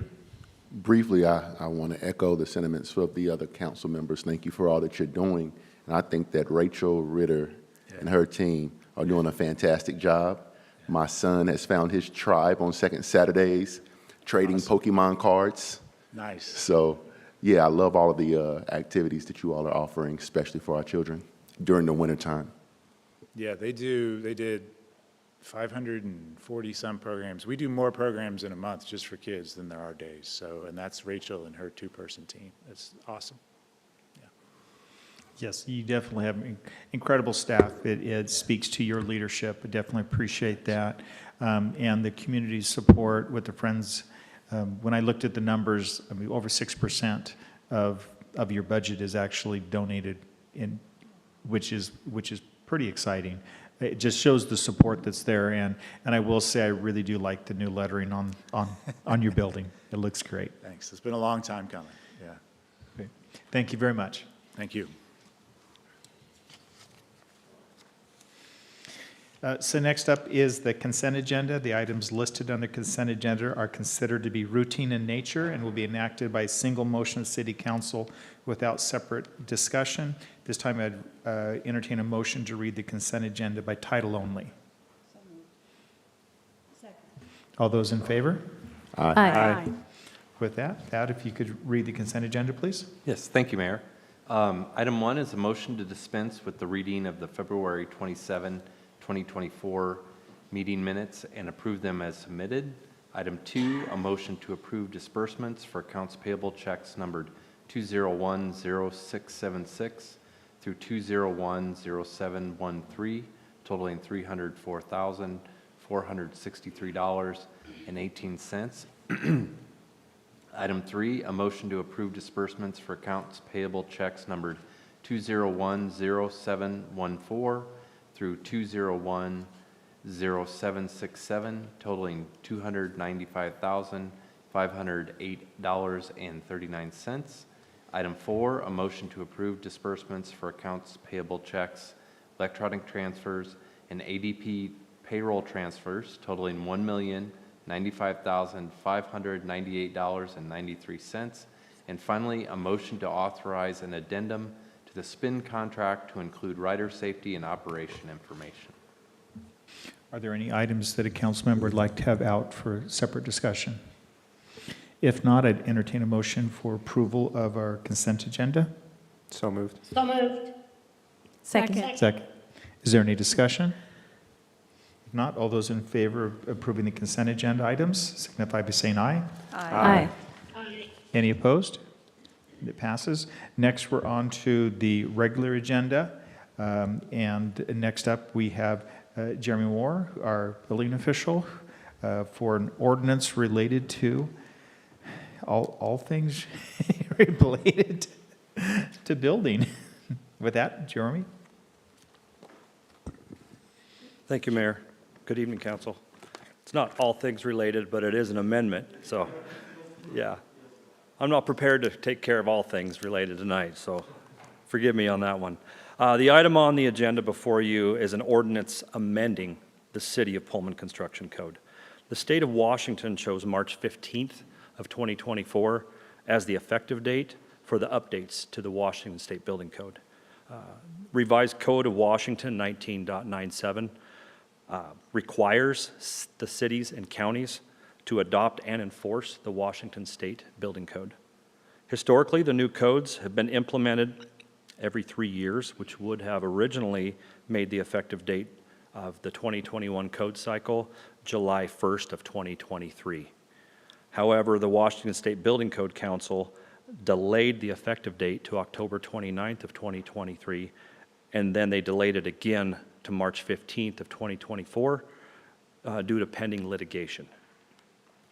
There are a number of minor revisions to the Title II before you, including references to the new code editions being the most current edition as adopted by Washington State. And then there are the removal of the Pullman gas fitter license requirement, which was a local requirement in addition to the state-recognized trade license requirements. Staff recommends a motion to approve the ordinance as presented. Are there any questions I can answer for the council? Any questions? With that, I'd entertain a motion to approve. Move to approve ordinance number 24-05. Second. With that, if you could read that in entirety. I'll do my best. Ordinance number 24-05, an ordinance of the City Council of the City of Pullman, Whitman County, Washington, amending Pullman City Code sections 2.15.010, 2.20.010, 2.25.010, 2.25.030, 2.25.040, 2.25.050, 2.25.060, 2.25.070, 2.25.080, 2.30.010, and 2.35.010, and ordinance numbers, ordinance 21-1, Section 7, 2021, ordinance 18-25, Section 6, 2018, and all other matters properly pertaining thereto. With that, any discussion? If not, all those in favor of approving this motion signify by saying aye. Aye. Any opposed? Thank you, Jeremy. Thank you. Next up, we have resolution number R1424, and with that, Kirk Damon. Thank you, Mayor, members of council. Before you this evening is a resolution authorizing a payment of $40,000 to Whitman County for bridge replacement project on Chipman Trail that was damaged by an arson fire back on August 19th of last year. That bridge was not covered under Whitman County's liability insurance, which is consistent with all bridges that are within their transportation network. Just for reference, this particular bridge, as referred to Whitman County as Bridge Number 5, is about a half-mile east of Terraview Drive, just east towards Moscow, and it falls in between Alpine Animal Hospital and what I reference as the Sig Jorstad residence, or the Ziggy Dome, or totem pole with a airplane on top. It falls right in between those two.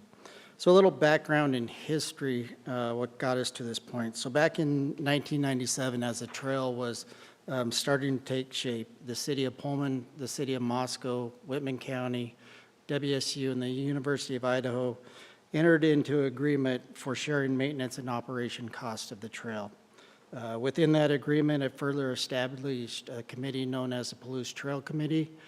So there's representatives from all 5 entities that I just mentioned that form the Palouse Trail Committee, and as Parks Director, I am the City of Pullman's representative.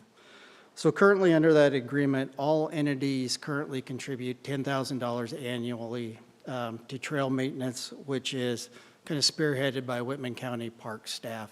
And then hopefully of that $10,000 that we all contribute, it also builds a reserve fund for future capital projects.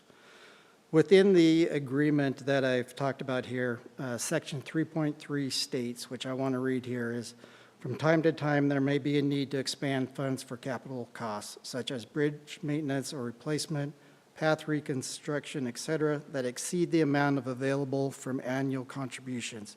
In these cases, each entity may be approached with a request from the Palouse Trail Committee for additional contributions and may participate on a case-by-case basis. So at the February 13th Palouse Trails Committee meeting, members agreed to make a request to each entity's governing or legislative bodies for $40,000 towards the replacement cost of the bridge, with $50,000 coming from the existing trail fund reserves. At the February 14th Parks and Rec Commission meeting, committee members passed a motion recommending the approval of $40,000 funding from the city of Pullman. Committee members felt strong about this recommendation, primarily due to the trail's overwhelming popularity with walkers, joggers, bicyclists, and also that trail being an alternate multimodal transportation route for commuters between Pullman and Moscow. So estimated cost to replacement of the bridge is $250,000, and Whitman County is taking the lead on this project with their own bridge crew performing the work. Work is underway, I believe started yesterday, and if you head towards Moscow, just past Terraview Drive, you'll see barricades that block off that right-hand lane, primarily from just beyond the stoplight there to Sig Jorstad's entrance there. And what that is that is an alternate route for trail users, so they go up onto that right-hand lane at Alpine Hospital and then back down at Jorstad's residence. So that will be in place until the bridge replacement project is done, which should be towards the end of April. Couple other notes here is Whitman County Commissioners support this proposal, and they're willing to contribute their portion of $40,000 and also cover any cost above the estimated $250,000 price tag on that. And also, just due to the unexpected nature of this incident, this expenditure is not budgeted in the 2024 Parks budget, so it is expected that there would be a budget amendment towards the end of this year. And with that, I'd take any questions. Any questions? Councilmember Gaither? How will the proposed additional expenditure of $40,000 impact the city's budget for the current fiscal year? The recommendation from the Parks and Rec Commission committee it would come from general fund and probably from city reserves. There might be, not saying it's going to happen, but it could be through year-end savings in the parks budget that we could potentially make that $40,000 up. It just kind of depends on how the year goes. But primarily, I'd say it would come from city reserves.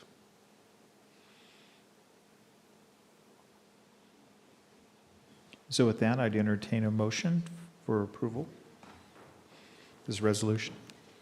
Motion to approve resolution number R-15-24.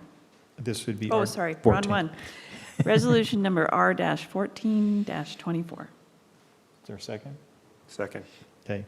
Any further discussion with that? If you could read the resolution in its entirety. Resolution number R-14-24, a resolution authorizing the payment of $40,000 to Whitman County for the Chipman Trail Bridge Replacement Project. Any further discussion? If not, yes. I do want to Councilman Gaither. commend, I just want to commend Whitman County and their willingness to take the lead on this and to manage any additional expenses. So shout out to them. Any other discussion? If not, all those in favor signify by saying aye. Aye. Aye. Any opposed? Thank you, Pat. And now on to resolution R-1524, and with that we have Sam Jenkins, our GIS administrator. Thank you, Mayor and Council.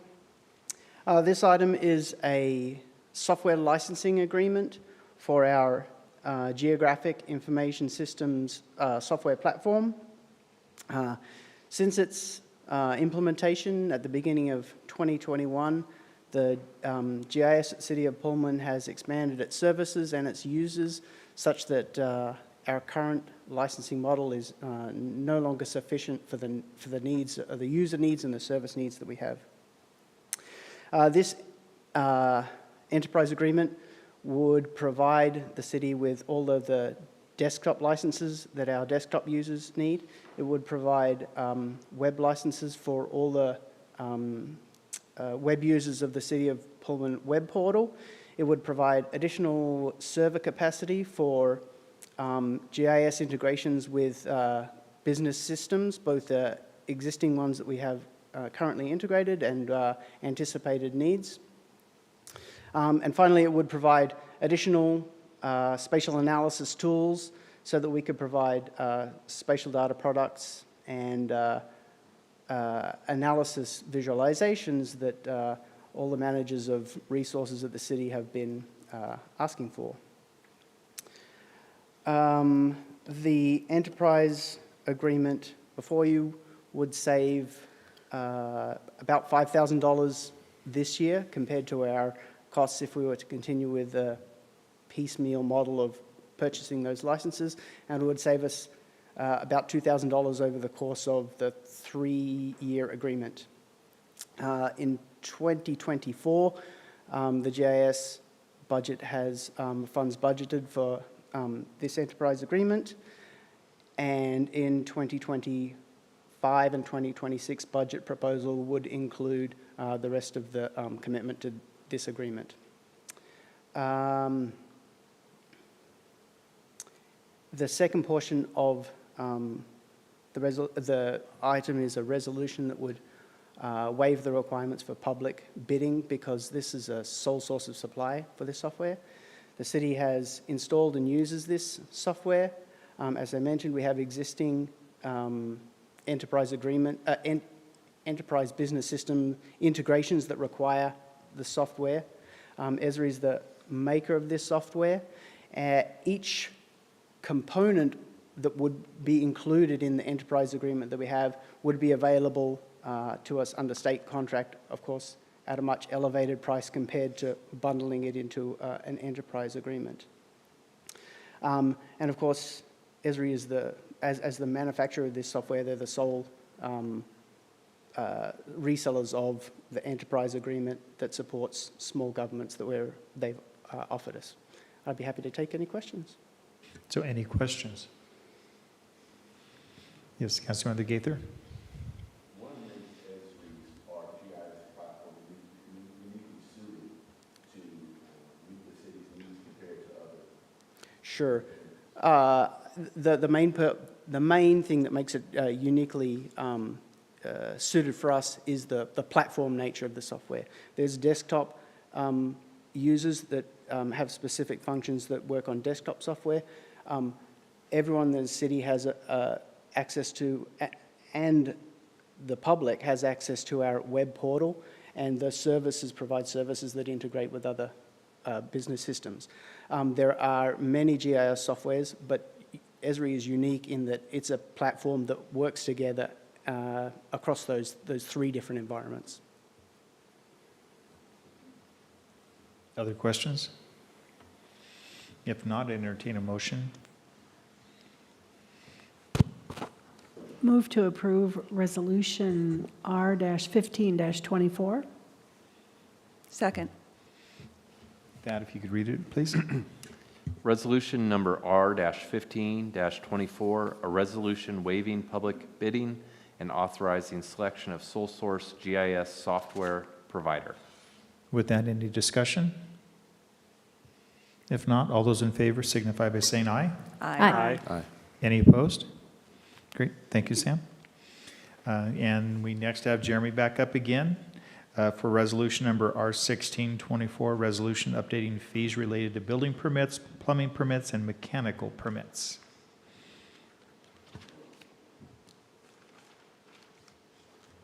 Thank you, Mayor. Good evening again, Council. The item on the agenda before you is a resolution updating the fees to the building permits. Permit fees are set by the City Council by resolution per the City of Pullman Construction Code, Sections 2.15.020, 2.20.020, and 2.25.020. The last time the permit fees were revised was 2021. The fee resolution proposed consists of Exhibits A, B, C, and D. However, the only proposed changes are in Exhibits A solely. The following is a brief summary of these fee changes. There are literally dozens of fees throughout all 4 exhibits. The only proposed changes are in these 6, and one of them is a deletion. Demolition permits, can require increased staff time and resources in order to safeguard the public. The graduated fee schedule proposed for the commercial structures offsets the cost of pre-construction meetings, site inspections, and pedestrian safety reviews, while still keeping residential demolition permits flat rate with no change. Retaining walls, currently, their values are calculated by multiplying the square footage of the proposed wall to be built by $15. Contractor estimated valuations are oftentimes 3 to 5 times that of our calculated values. Increasing the multiplier to $30 would offset the cost of our structural review, field inspections, special inspection, supervision that's required by the code, while still keeping the value substantially less than the contractor valuation. Adult family home permits, this is meant to keep the permit inexpensive and flat rate to facilitate the need for these adult family home care facilities in our community. And that would be a one-stop shop permit. That takes care of all of our counter work, processing, inspections, even the change of occupancy that we grant them when they change from a single-family home to an adult family home. Residential rooftop solar, this is meant to keep the permit inexpensive and flat rate to facilitate renewable energy in residential settings. Right now, our only mechanism is to do the permit by valuation, and solar systems are really, really expensive. And so by having a flat rate, regardless of how much solar they're purchasing, it's a way to facilitate that renewable energy. And it's a pretty simple process, and we want to keep it over the counter as much as we can and facilitate that. And then signs, currently there's not a clear fee structure to capture the time and resources for plan review and permitting and inspecting signs as a structure. This would give clear direction for permitting signs when they're both mechanically fastened to the buildings and as separate structures. And then finally, the foundation-only permit has not been utilized in my tenure, and deletion of this portion would remove confusion and redundancies. Staff recommends a motion to approve the fee schedule as presented. Are there any questions I can answer for the council? Are there any questions? Seeing none, I'd entertain a motion for this resolution. Move to approve resolution number R-16-24. Second. Resolution number R-16-24, a resolution updating fees related to building permits, plumbing permits, and mechanical permits. Without any discussion? Seeing none, all those in favor of this resolution signify by saying aye. Aye. Aye. Any opposed? It passes. Great. Thank you, Jeremy. And next, we're on to resolution R-1724. And with that, Mike Urban, our city administrator. Excellent. Thank you, Mayor, and good evening, council.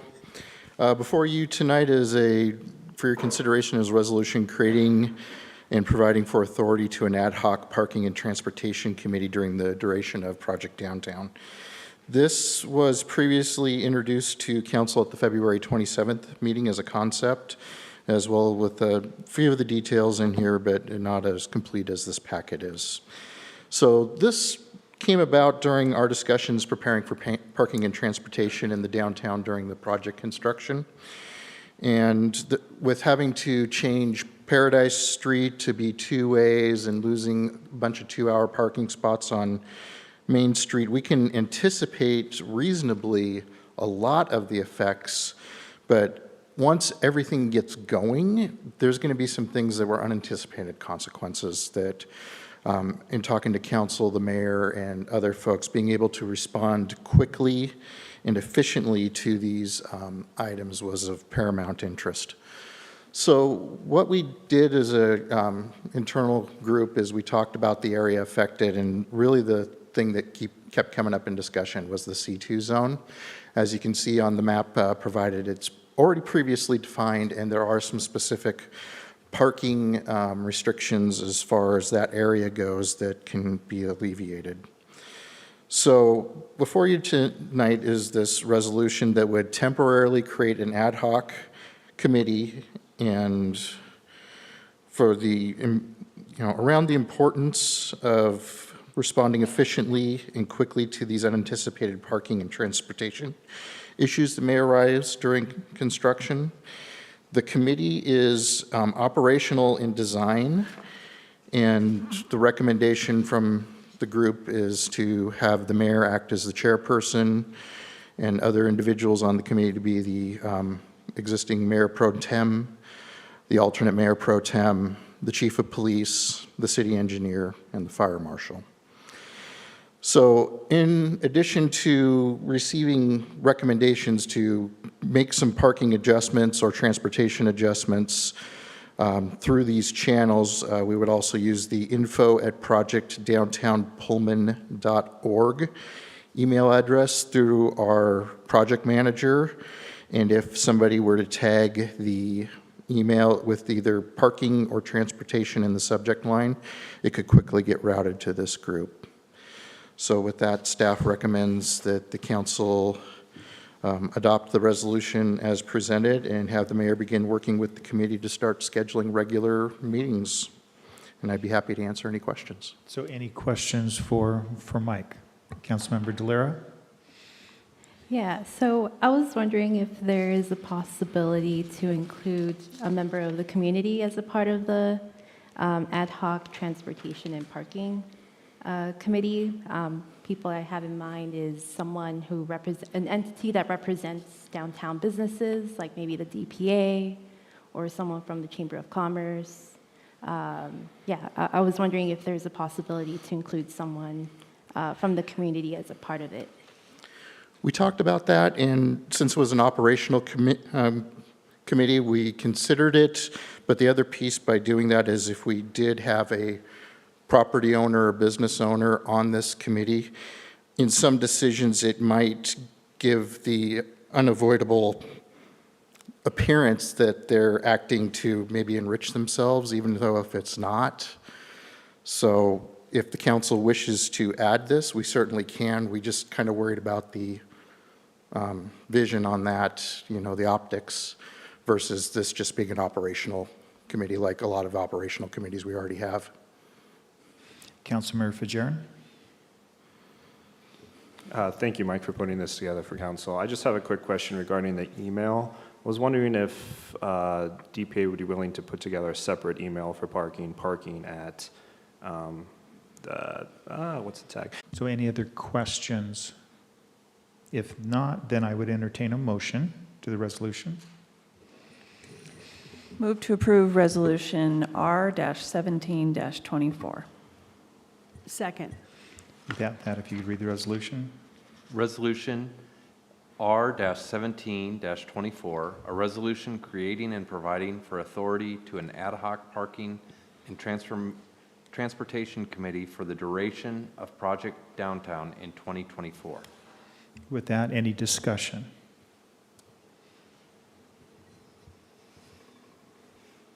Seeing none, all those in favor of this resolution signify by saying aye. Aye. Aye. Aye. Any opposed? All right. Thank you, council. Thank you. With that, staff, is there any new business to come before us? Okay.